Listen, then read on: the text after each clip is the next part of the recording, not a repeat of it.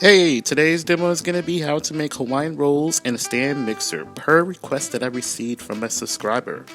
I will be using my GeekChef stand mixer, showing you how to make these delicious, soft, and buttery Hawaiian rolls.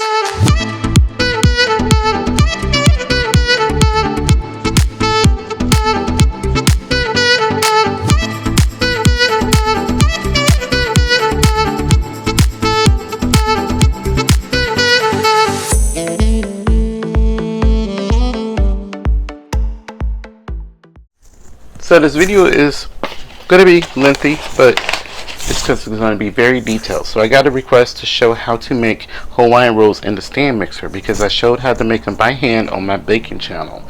So if you're interested in knowing how to make it by hand, head over to my baking channel, The Sugary Sweet. Link is in the iCard above. So what I'm doing is making a sponge. I am putting together the this is the yeast, flour, and warm water. To mix all this together. Now cover this and let this rest for 15 minutes. So it's been 15 minutes, and now I'm going to attach my paddle attachment, and I'm going to add the eggs, the butter, and the butter's at room temperature. You can use salted or unsalted. And I'm going to add the vanilla,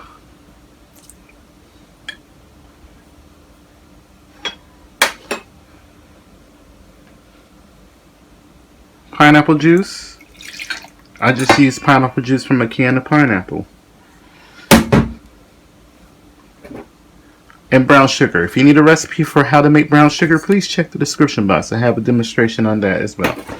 I'm going to lower the head of the mixer and shield. So I'm going to mix this until it's completely combined. So I have here some flour. This is all-purpose flour. You can use bread flour. I have here some regular salt, and I have here some cornstarch. You can use potato starch or cornstarch. So I'm going to turn the machine off, and I'm going to add this flour.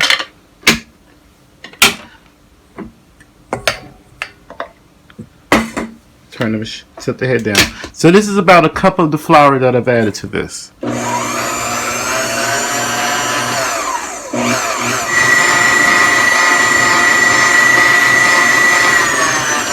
I just mixed this until it became smooth. So I'm going to take the paddle off, and I'm going to attach my dough hook. And I'm going to add enough flour to give us a pliable but sticky dough. Add a little bit more flour.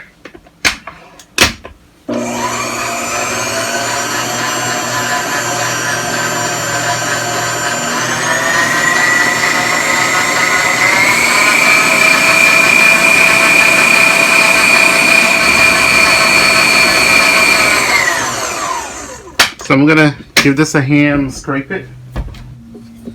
Just kind of scrape all this flour down.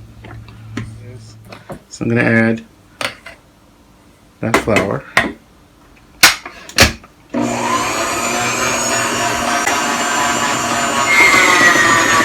Okay, so it's starting to pull together as a dough. So I'm going to stop the machine for a minute. I'm going to scrape everything down. So the dough is starting to come away from the sides of the bowl here. I'm going to stop the machine. I'm going to give it a scrape. Scrape everything very well for a moment. But I'm going to need this for about 5 to 6 minutes because now we need to finish letting the dough develop its texture. Let this knead for 5 minutes. So it's been going for 5 minutes. I'm going to turn the machine off. And I'm going to lift the head up. I'm going to clean everything off. And it's not really sticking to my hand, so this is what we want. It's a nice sticky dough, but it's not too sticky. I dust my surface with a little bit of flour here. Turn my dough into the flour surface, and I'm just going to knead it a couple of times, and then we're going to let it rise.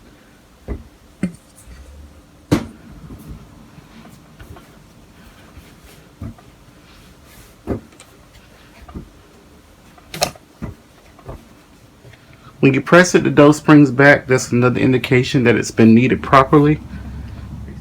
So you can cover this with a plastic wrap. You can cover it with a plate or whatever just to keep the draft out. And we're going to let this rise for about an hour and a half. Okay, so I have a 9x13 baking dish here. I'm going to spray it with baking spray. This is baking spray with flour.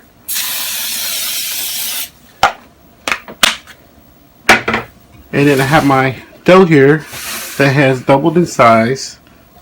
So I'm going to press all the air out the dough.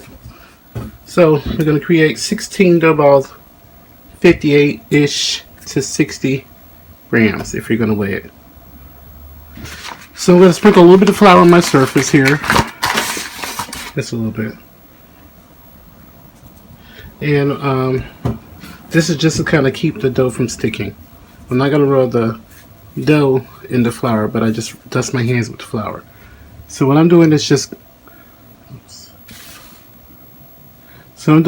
gathering the outside edges and just pinching it together at the bottom.